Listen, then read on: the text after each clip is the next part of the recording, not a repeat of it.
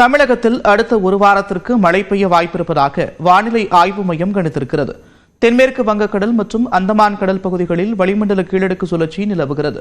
இந்நிலையில் இன்றும் நாளையும் தமிழகத்தின் ஒரு சில இடங்களில் பலத்த காற்றுடன் மிதமான மழை வரை பெய்யக்கூடும் என்று கணிக்கப்பட்டுள்ளது. நாளை கிருஷ்ணகிரி, தருமபுரி, திருப்பத்தூர், வேலூர் மாவட்டங்களின் ஒரு சில இடங்களில் கனமழை பெய்ய வாய்ப்பிருப்பதாக தெரிவிக்கப்பட்டுள்ளது. சென்னை மற்றும் புறநகர் பகுதிகளில் இன்றும் நாளையும் வானம் ஓரளவு மேகமூட்டத்துடன் காணப்படும் என்றும் குறிப்பிடப்பட்டுள்ளது.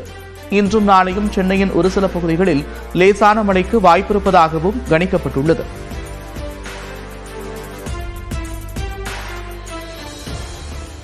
தென்மேற்கு பருவமழையின் போது தமிழ்நாட்டின் நீர்நிலைகள் நிரம்பும் என்று கூறிய தனியார் வானிலை ஆய்வாளர் ஸ்ரீகாந்த், சென்னையிலும் மழைக்கு வாய்ப்பிருப்பதாக கணித்திருக்கிறார்.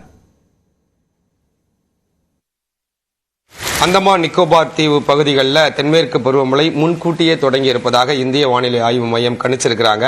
தமிழ்நாட்டிற்கு எப்போ வரப்போகுது, என்ன மாதிரியான மழைப்பொழிவை கொடுக்க போகிறது? அதாவது பாத்தீங்கன்னா தென்மேற்கு பருவமழை இந்திய துணைக்கண்டத்தை பொறுத்த வரைக்கும் முதல்ல தொடக்கூடிய இடம்ங்கிறது வந்து நிக்கோபார் ஐலண்ட்ஸ். சாதாரணமாக நம்ம பேசுறது கேரளான்னு பேசுவோம். ஆனா நிக்கோபார் தீவுகளில் தான் வந்து முதல்ல வந்து தென்மேற்கு பருவமழை துவங்கும். அது வந்து 15 to 20 வாக்கில் சராசரியா துவங்கக்கூடிய காலகட்டம். அது இந்த ஆண்டு ஒரு 2-3 தினங்கள் முன்னாடியே தொடங்கிருச்சு. தமிழகத்தை பொறுத்த வரைக்கும் பாத்தீங்கன்னா கிட்டத்தட்ட ஒரு 10 நாள் சாதாரணமா கேப் இருக்கும். நிக்கோபார் தீவுகளில் துவங்கி இந்திய கரை, அதாவது நம்ம இந்தியன் மெயின்லேண்ட் சொல்றோம் பாத்தீங்களா, அந்த இதுக்கு வரதுக்கு ஒரு 10 நாள் கேப் இருக்கும். ஸோ இந்திய வானிலை பொறுத்த வரைக்கும் மான்சூன் ஆன்செட் ஓவர் கேரளான்னு சொல்லுவாங்க, MOK. அதுதான் வந்து அவங்களுக்கு வந்து முதல் ஒரு என்ன சொல்றது மைல்ஸ்டோன் தென்மேற்கு பருவமழை காலத்தை பொறுத்த வரைக்கும். அது வந்து ஒரு 10 நாள் கேப் இருக்கும்.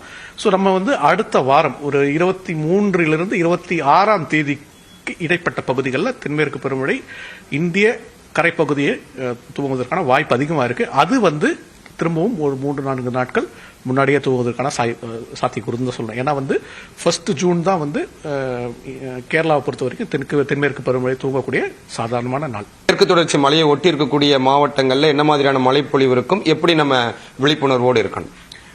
நீண்ட கால வானிலை படிவங்களை படி பாத்தீங்கன்னா இந்த ஆண்டு தென்மேற்கு பருவமழை இயல்பிற்கு சற்று அதிகமாக இருக்கும் தான் வந்து இந்திய வானிலைத்துறை சொல்லியிருக்காங்க.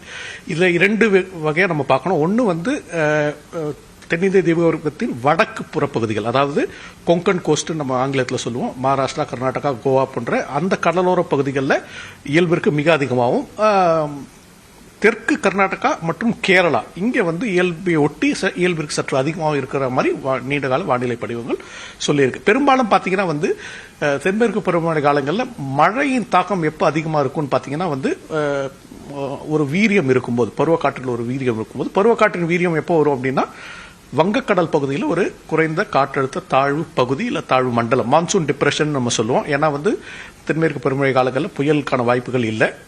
இந்த குறைந்த காற்றழுத்த தாழ்வு மண்டலம் வங்கக்கடல் பகுதியில் இருக்கும்போது பருவக்காற்றில் ஒரு வீரியம் இருக்கும். பருவக்காற்றில் வீரியம் இருக்கும்போது மழையின் தாக்கம் அதிகமாக இருக்கும்.